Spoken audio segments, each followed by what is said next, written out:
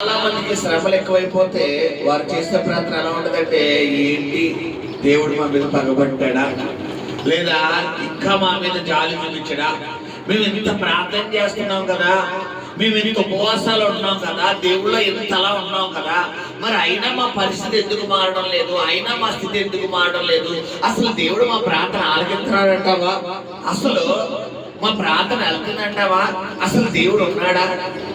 ఎక్కడి నుంచి ఎక్కడికి వెళ్ళిపోతామంటే ఇప్పుడు ప్రారంభ స్థాయి నుండి చివరి స్థాయికి వెళ్ళిపోతాం.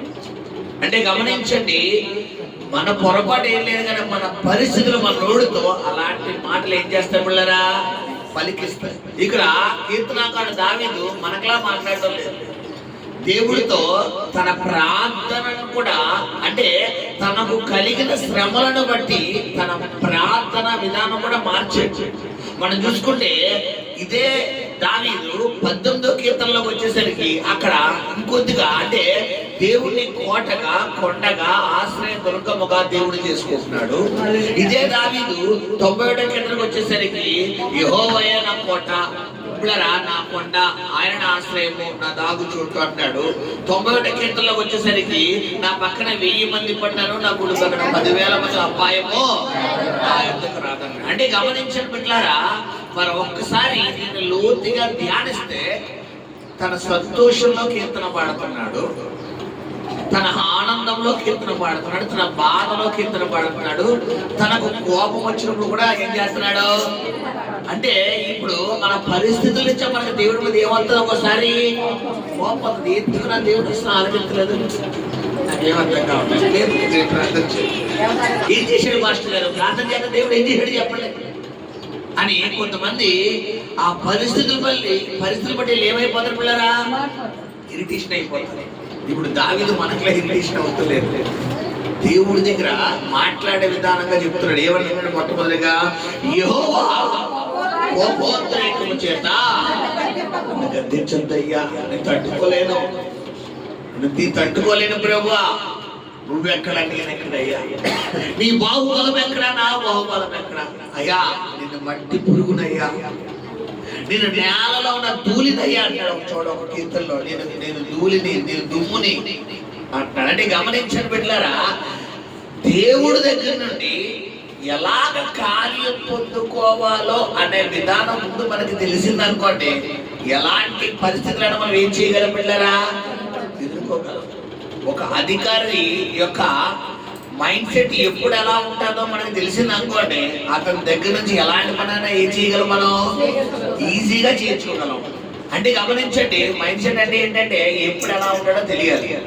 కొంతమందికి పిల్లరా దేవుడు మైండ్ సెట్ తెలియదు, అంటే ఎప్పుడు పొగడాలో, ఎప్పుడు స్తుతించాలో, ఎప్పుడు గణపరచాలో, ఎప్పుడు రిక్వెస్ట్ చేయాలో, ఎప్పుడు తగ్గించుకోవాలో, ఎప్పుడు స్టాండర్డ్ గా ఉండాలో కొంతమందికి తెలియదు. ఏం చేయము ఇదే బాబు దగ్గర పాడిందే పాట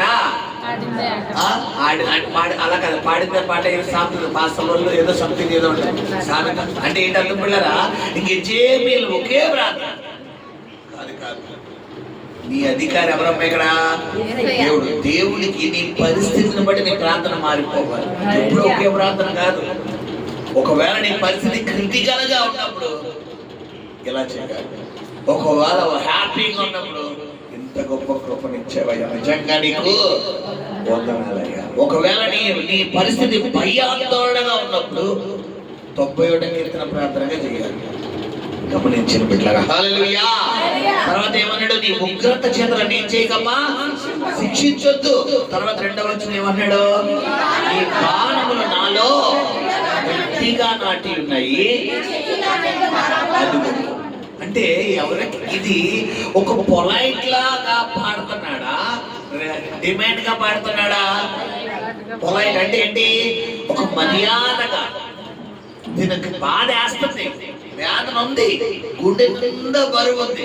అయితే దాన్ని కూడా ఎలా చెప్తారంటే, నీ బాణాల్లో, అసలు అదే బాణాలు ఒకవేళ మన గుండెల్లో దిగిపోయి మన ఊళ్ళకి మాట్లాడతాయా? ప్రార్థన అన్నా, ప్రార్థన చేయక దేవుడు విడిపిస్తాడు.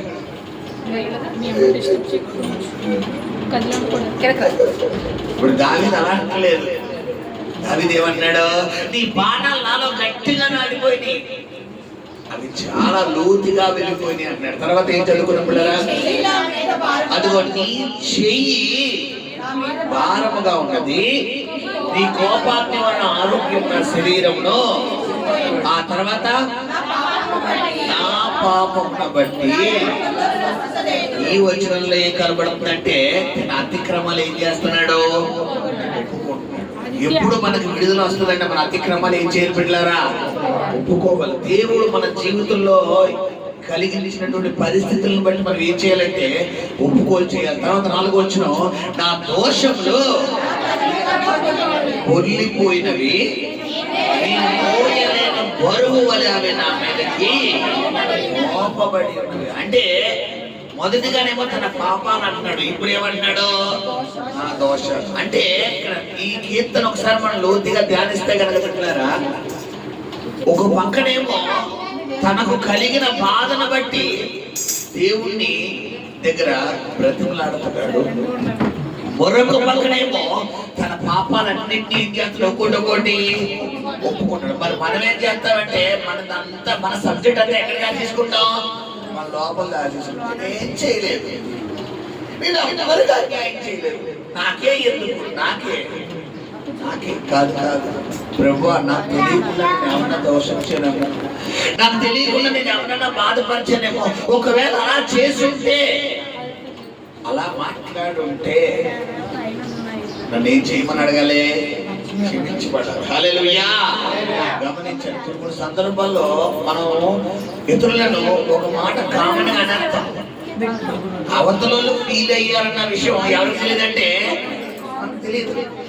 మరి సపోజ్ ఒక పిల్లవాడు ఉన్నాడు, ఈ పిల్లవాడు చిన్న పిల్లవాడు ఆదిత్య, ఈ పిల్లవాడు వాళ్ళ మదర్ ఇక్కడ ఉన్నారు అనుకోండి, లేరు, ఆమె వ్యాపారానికి వెళ్ళిపోయారు. మరే పోరాడినా ఏమన్నాడు, పిల్లవాడిని చిన్నపిల్లడు కాబట్టి, నాకు మేనల్లుడి వయసులో కాబట్టి కుర్రవాడిని ఏమన్నా నేను మరే పోరాడినాను. ఈ మాట ఎవరంటారంటే ఇక్కడ వాళ్ళ అమ్మగారు అంటారు. నేను పోరా అంటే చిన్నోడు కదా అని ఉద్దేశంలో నేను అన్నాను. ఈ మాట వాళ్ళ అమ్మగారు చెవిలో పడిపోయి వాళ్ళ అమ్మగారు, అదిగో పాస్టర్ గారు అందరూ ముందు నా కొడుకుని చిన్నోడు అన్నప్పటికీ కూడా నా కొడుకుని ఏమనిసారు, పోరా అనేసారు. ఇప్పుడు ఆ మాట ఎవరి గుండెలో దిగిపోయింది, తల్లి గుండెలో దిగిపోయింది. దానికి కారణం ఎవరు, నేను. ఇప్పుడు నా ప్రార్థన దేవుడి సన్నిధికి చేరాలంటే ఈ కుర్రవాడిని నేను పోరా అన్నది నా దృష్టిలో తప్ప నాకు, కానీ ఎవరి దృష్టిలో తప్పు చెప్పాలి, మనుషుల దృష్టిలో. ఇప్పుడు దేవుడి సన్నిధిలో నేను ప్రార్థన ఎలా చేయాలి, నాకు తెలియకుండా ఎవరినైనా నా నోటి మాటల వల్ల నేను గాయపరిచానేమో నన్ను. ఇప్పుడు ఆ ప్రార్థన దేవుడి సన్నిధికి చేరి ఎవరి గుండెల్లో అయితే, అంటే ఈ కుర్రవాడిని నేను పోరా అన్న మాటకు ఆ తల్లి గుండెల్లో ఉన్న గాయాన్ని దేవుడు చేసిన ప్రార్థన గాయాన్ని ఏం చేస్తాడు, దేవుడు కట్టేస్తాడు. ఇది అన్నమాట ఇక్కడ. అదే అన్నాడు, నా దోషమును నాకు తెలియకుండా నేను బాధపరిచానా. ఎందుకంటే ఉదయం లేచింది మొదలు నిద్రపోయే వరకు ఎవరో ఒకరు మన నోటి మాట ద్వారా ఏం చేస్తామమ్మా, గాయపరిచేస్తాం. ఏదో ఒక విధంగా మన భర్తనో, భార్యనో, బిడ్డలనో, తల్లినో, చెల్లినో, అన్ననో, తమ్ముడో, ఫ్రెండ్స్ నో, కొలీగ్స్ నో, ఎవరో ఒకరిని మనం కామన్ గా అంటాం. ఆ మాట ఎక్కడ దిగిపోద్దంటే వాళ్ళ గుండెల్లో గొలపల్లో దిగిపోతాం. అయితే మనం ఏం చేయగలంటే ఇక్కడ ఒప్పుకోవాలి. హల్లెలూయా. అక్కడ దోషాలు ఒప్పుకుంటాడు. తర్వాత నేను మోయలేని బరువు వలె, ఆ తర్వాత నా మూర్ఖత వలన కలిగిన నా గాయములు. ఇక్కడ కూడా ఏమన్నా దావీదుకి ఏం కలిగిందంట, ఆల్రెడీ ఏముందంట, ముందు పాపాన్ని ఒప్పుకుంటున్నాడు, తర్వాత ద్వేషాన్ని ఒప్పుకుంటు, దోషాన్ని ఒప్పుకుంటు, తర్వాత ఏమన్నాడు, మూర్ఖత్వం. కొంతమందికి మూర్ఖత్వం ఎక్కువ, నేను చెప్పిందే జరగాలి. ఒకవేళ వీళ్ళు చెప్పింది జరగలేదనుకో అర్థం కట్ట. అంటే ఏంటి, మాటలు ఉంటావు, వీళ్ళు చెప్పిందే కూర్చో అంటే కూర్చోరు, ఒకవేళ కూర్చోపోతే అదితో కట్ట. నిలబడంటే నిలబడాలి, ఒకవేళ చెప్తే నిలబడదు కదా, అది చెప్తే నిలబడతావు. తెలుసా, అదే అలాగే ఉంటుంది, అలాగే ఉంటుంది. నేను చెప్పినప్పుడు కూడా చూస్తాను. నాకు నేను టైటానిక్ వాడుతున్నాను, ఇంకో 2 బ్రాండ్లు చెప్పండి. అదే సోలార్, నేను రోలాక్స్ వాడుతున్నాను, నేను టైమ్స్ వాడుతున్నాను. నాకు ఉంది బ్రాండ్, నాకు ఉంది. అని వీళ్ళు ఏం డైలాగ్ కొడతారంటే, నాకు టైం వస్తుంది, నేను కూర్చోమన్నప్పుడు కూర్చోలేదు కాబట్టి నువ్వు కూడా ఏదో ఒక రోజు, ఒక నెల తర్వాత, సంవత్సరం తర్వాత, 10 సంవత్సరాల తర్వాత కూర్చోమంటావు చూడు, ఇది మనసులో పెట్టుకుని అప్పుడు నేను మీద ఏం తీసుకుంటాను. ఇప్పుడు దావీదు అదే, నా మూర్ఖత్వం వల్ల. ఒక్కసారి గమనించని పెట్టారా, ఎక్కడికక్కడ దావీదు ఎందుకు దేవుడు హృదయానుసారుడు అయిపోయాడంటే, అందుకే ఈరోజు ఎందుకు మనం దేవుడు హృదయానుసారుడు అవలేకపోతున్నాము, ఎందుకు మనం అంత ప్రార్థన చేసిన దేవుడి సన్నిధికి చేరట్లేదంటే, మనకు తెలియకుండా మన దోషాలు కుప్పలు ఎక్కడున్నాయంటే దేవుడి సన్నిధిలో. గమనించండి, ఒక్కసారి మనం ఇంకా 2 రోజులు అయిపోయింది, ఈ రోజుతో అయిపోయింది. ఎన్ని రోజులు? రేపు ఎల్లుండి 2 రోజులు ఒక తీర్మానం తీసుకుంటాం. ఒకవేళ ఉపవాసం ఉంటే, శక్తి ఉంటే 3 రోజులు ఉపవాసం ఉండిపోండి, ఫుల్ డేస్ ఉండిపోండి, ఏం తప్పలేదు. మీకు శక్తిని దేవుడు ఇచ్చడానికి ప్రార్థన చేస్తాం. రేపు ఎల్లుండి అవతలేదు 31 అయిపోయి జనవరి 1 మన ప్రారంభంతో మీరు భోజనారం ప్రారంభించండి. ఈ 3 రోజులు మీరు ఒకటే ప్రార్థన చేయండి. ఏంటంటే, ప్రభువా నేను బాధపరిచానా, ఈ సంవత్సరంలో నేను ఏమేమి బాధపరిచాను ఒకసారి లిస్ట్ తీసుకో. ఖాళీగా కూర్చుని ఒక అరగంట కూర్చుని ఈ సంవత్సరంలో ఎవరెవరిని ఏమన్నాను, ఎలా అన్నాను, ఏమన్నాను, నా భర్తను ఏమన్నాను, నా భార్యను ఏమన్నాను, నా బిడ్డలు ఏమన్నాను, నా తల్లిని ఏమన్నాను, నా తండ్రిని ఏమన్నాను, ఇక్కడ దావీదు జ్ఞాపకం చేసినట్టుగా మొత్తం నువ్వు తిట్టిన చిన్న పోరా అన్న తిట్టుతో సహా ఏం చేయాలి, ఒక్కసారి రివైండ్ చేసుకో. ఎందుకు ఇలా చెప్తున్నాడో తెలియదు. నేను అనుకున్నాను టైం అయిపోయింది కదా, ఎంత అవసరం లేదు, చదివించి ఆరాధనలోకి వెళ్ళిపోదాం అనుకున్నాను. కానీ ప్రభు నీ కూడా చెప్తే కదా, ఇక్కడ నిలబడ్డ వరకు ఎవరు సొత్తు, నా సొంత వరుస నిలబడిన తర్వాత నా బండి ఎవరి కంట్రోల్లోకి వెళ్ళిపోతుందంటే, ఎందుకంటే వచ్చిన మీకు మాట్లాడేది ఎవరమ్మా? ఆయనే, నేను కాదు. ఇంక్లూడింగ్ నాతో కూడా మాట్లాడతాడు. ఎందుకంటే మోషన్ ఒకటి ఎలా వాడుకున్నాడు ఆయన, ఘోరగా. గమనించారా, ఇంకా 2 రోజులు ఉన్నాయి. రేపు ఎల్లుండి అవతలేదు. ఈ 3 రోజుల్లో 29, 30 మన సంచిలో మరి పిల్లల శుద్ధీకరణ కోటాలు ఉన్నాయి కాబట్టి సాయంత్రం రాత్రి దాకా ఇక్కడ శుభ్రంగా ఆత్మీయ ఆహారం తినేసి ఉదయం నుండి సాయంత్రం వరకు నువ్వు ఉద్యోగం చేసే వ్యక్తి అయినా, వ్యాపారం చేసే వ్యక్తి, నీ పనిలోకి వెళ్ళిపో. పని మానదు. నీ పని చేస్తే నీ మైండ్కి ఏం చెయ్యి, ఒకసారి పని చెప్పి, అవును కదా నేను ఎవరిని ఏం బాధపడ్డాను, ఒక్కసారి అంతరాత్మ ఏం చేయమన్నాడు ఇక్కడ పరీక్షించు. ఇక్కడ అదే చెప్తున్నాడు దావీదు, మొత్తం ఒక జిరాక్స్ తీసేస్తున్నాడు. తన మనస్తత్వాన్ని అంతటిని కూడా దేవుడి సన్నిధిలో ఏం చేస్తున్నాడమ్మా, జిరాక్స్ ప్రింట్ కూడా తిప్పేసి దేవుడి సన్నిధిలో, అవును ప్రభు నేను ఎలా బాధపడతాను, ఇలా అన్నాను, వాళ్ళు ఎలా అన్నాను, వీళ్ళు ఎలా అన్నాను, నేను ఎలా తింటాను, వీళ్ళు ఎలా కొట్టాను, వీళ్ళు ఎలా అలా అన్నాను. నిజమే ప్రభు, ఆ టైంకి నా మూర్ఖత్వం పనిచేసేది. నా మాటే తగ్గింది అనుకున్నాను, కానీ నేను ఎవరికి ఆయాస్కరంగా ప్రవర్తించానో, నీకు ఆయాస్కరంగా ప్రవర్తించాను, ఏమైనా క్షమించేయ అని ఇక్కడ ఎవరిని అడగాలమ్మా? హల్లెలూయా, హల్లెలూయా, శబ్దంగా స్తోత్రం చెల్లిద్దామా? హల్లెలూయా. చదువుకుందాం. నేను సొమ్మసిల్లి బహుగా నలిగి ఉన్నాను, అదిగో నా మనోవేదన బట్టి, అదిగో సొమ్మసిల్లి. ఇక తనకు ఓపిక లేదు, సొమ్మసిల్లిపోయాడు. సొమ్మసిల్లి కొంతమంది చూడండి, వారి పరిస్థితులు ఎక్కువైపోయి మైండ్ ఏమైపోయింది, ఇక తిండి మీద ఉండదు, నిద్ర మీద ఉండదు, ఇక బట్టల మీద ఉండదు, స్నానం మీద ఉండదు, దేని మీద ఉండదు. మీరు మైండ్ అంతా ఎలాగా మొత్తం ఇదైపోద్ది అంటే, అసలు ఎందుకు బతుకుతున్నానో నాకే తెలియదు. ఎలా అంటే, ఆడళ్ళు అయితే పిల్లరా నీట్గా తయారు, మగవాళ్ళు అయితే గడ్డలు పెంచేస్తారు, మేసలు పెంచేస్తారు, జుట్లు పెంచేస్తారు. ఎలా అంటే అంత బెంగ అంతా ఎక్కడ కనబడితే వీళ్ళ మొక్కల్లోనే కనబడతారు. కారణం ఏంటంటే వీళ్ళకి ఇక మైండ్ మీద ఏమున్నదంటే ఇక బీభత్సమైన ఒత్తిడి అయిపోవడం వల్ల తిండి నిద్ర అనేది మర్చిపోతారు. ఇప్పుడు దాని పరిస్థితి అలాగే ఉంది, సొమ్మసిల్లిపోయాడంట మూర్ఖత్వం వల్ల. ప్రభు ఇంకా నాకు చెప్పు నాయన, నాకు చెప్పు, నాకు చెప్పు, నాకు చెప్పు అని దేవుణ్ణి బ్రతిమలాడుతాను. 9వ వచనం చదువుకుందాం. ప్రభువా నా అభిలాష అంతయు, అది అభిలాష అన్న మాటకు అర్థం ఏంటంటే తన లోపల ఉన్నటువంటి పిల్లరా ఆలోచన, అభిలాష. నా లోపల ఆలోచన అంతా నీకు కనబడుతుంది. ఎందుకంటే యెహోవాను నీవు హృదయం మనుషుల పైరూపాన్ని కాదు, హృదయాంతరంగాన్ని లక్ష్య పెట్టి దేవుడు అంట. తర్వాత చదువుకున్నాం 10వ వచనం. నా నిట్టూర్పులు, అదిగో నిట్టూర్పులు అంటే, నిట్టూర్పులు అంటే ఎలిగెత్తడం, ఎలిగెత్తడం. నా నిట్టూర్పులు ఆలకించవా అంటాడు. తర్వాత నా గుండె కొట్టుకొనిచున్నది, ఆ, నా మనము నన్ను విడిచిపోయెను, ఆ, నా కనుదృష్టి నా తప్పిపోయెను. కను దృష్టి తప్పిపోయెను. అబ్బబ్బబ్బబ్బ. ఇలాగ పలికితే గనక దేవుడు పరలోకంలో ఉంటాడా, ఆయన దగ్గర ఉంటాడా? చెప్పాలి.